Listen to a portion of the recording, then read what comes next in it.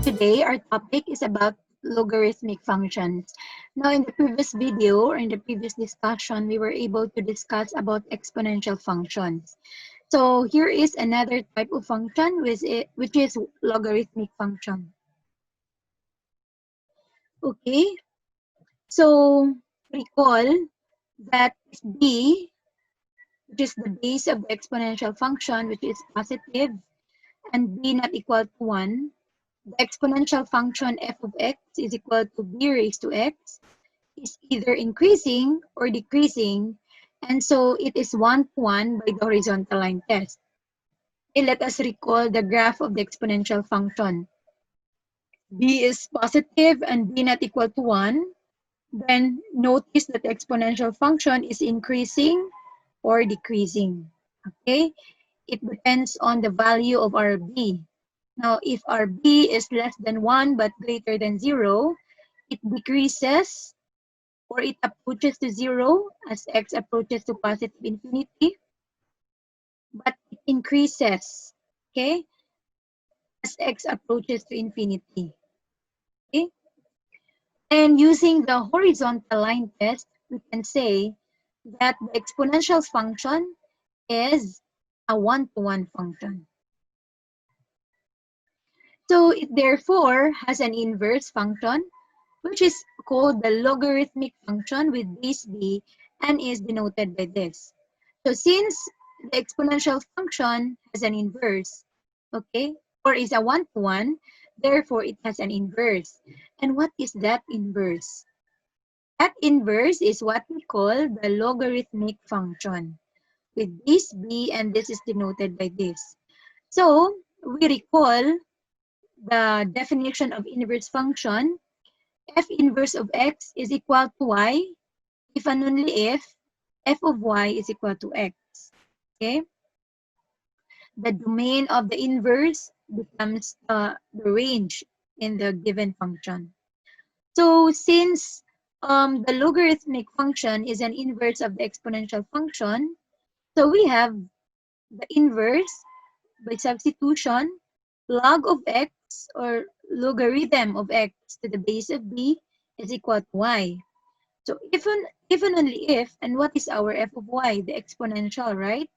So the exponential function b raised to y is equal to x. So again, the log of x to the base of b is equal to y if and only if, or this means that b raised to y, the answer of logarithm is the exponent of the exponential function. B raised to y is equal to x. So these are the graphs of the exponential function and also the graph of the logarithmic function. Now notice the logarithmic function denoted by this has domain. This is the graph of the logarithmic function. This is the graph of the exponential function. This is given by y is equal to b raised to x, where b is positive, greater than 1.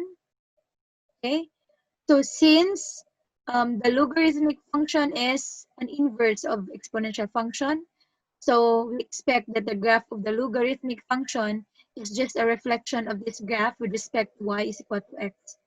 So get the reflection, and this is now the graph of y is equal to log of x to the base of b, where b is greater than 1. Now notice that the domain of the exponential function is r, and the range is 0 to positive infinity. So in the logarithmic function, they are reversed, the domain and the range. So the domain of the logarithmic function is now 0 to positive infinity, but the range is r, the set of all real numbers. Okay? So we have here graphs of family of logarithmic functions. Okay? Notice that as b increases, what will happen to the graph? Or what happened to the graph? Notice that this is y is equal to log of x to the base of 10. This one is log of x to the base of 5. This is log of x to the base of 3, and this is log of x to the base of 2. So list down all your observations in a piece of paper. Okay, can you tell me your observations? What have you observed in this graph? Okay, notice that the graph of y is equal to b raised to x is a very rapidly increasing. Okay, increasing function for x is positive, and it is a reflection with respect to y is equal to x. Okay, it's a reflection, and that function is given by the formula y is equal to log of x to the base of b. And notice that it is a very slowly increasing, function for x greater than 1. Now, another observation is that as b increases, let's say 2, 3, 5, and 10, the graph of the logarithmic function, okay, becomes closer to the x-axis. Now, you recall that the graph of the exponential function, as b increases, the graph becomes closer to the y-axis. Correct? Because it's a reflection with respect to y is equal to x. So we have here x, which is positive, then log of x to the base of b. X is the exponent to which the base b must be raised to give x.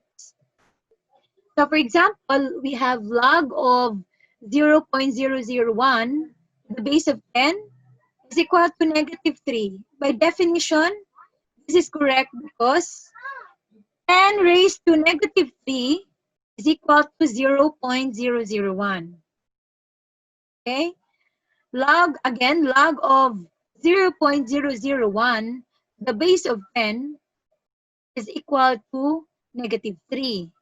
This is because b, this one, which is the base of the exponent of exponential function. This is because 10 raised to negative 3 is equal to 0.001. Now, the functions f of x is equal to b raised to x, and f inverse of x, which is the logarithm or the logarithmic function, becomes this one. Okay? Do you still remember on how to show that the two functions are inverse functions? We get the f of f inverse or f inverse of f of x. Now, in this case, f inverse of f of x, so you get the f inverse, so log of x, right? The base of b. Log of f of x. Now, our f of x is b raised to x, so we substitute that one, and this is equal to x. However, if we have f of f inverse, our f is b raised to x. So b raised to x, this f inverse will be substituted to the variable in our f. So log of x to the base of b is equal to x. So take note of this formula. If you can encounter a formula like this, log of b raised to x to the base of b, the answer must be the exponent x. If you also encounter b raised to log of x to the base of b, then the answer must be x. For every x is positive. So another example, okay, log of 100 to the base of 10 is equal to 2. But actually, we cannot, it is okay to not write or hindi na kailangan pang isulat yung 10 base 10 dito. Pag 10 yung gamit natin. That means that we have the base of 10. Okay? So this means that 10 squared is equal to 100. Another is log of 9 to the base of 3 is equal to 2. This is because 3 squared is equal to 9. And we have log of 1 million is equal to 6. Why? Because we don't have the base here, right? But it is assumed that this is 10. So is equal to 6 because 10 raised to 6 is equal to 1 million. Okay, so those are the graphs of the logarithmic functions as well as its examples and also the definition of the logarithmic functions. So thank you so much. Hope you like this video and don't forget to share the learning that you've got from this video. Once again, thank you very much and God bless.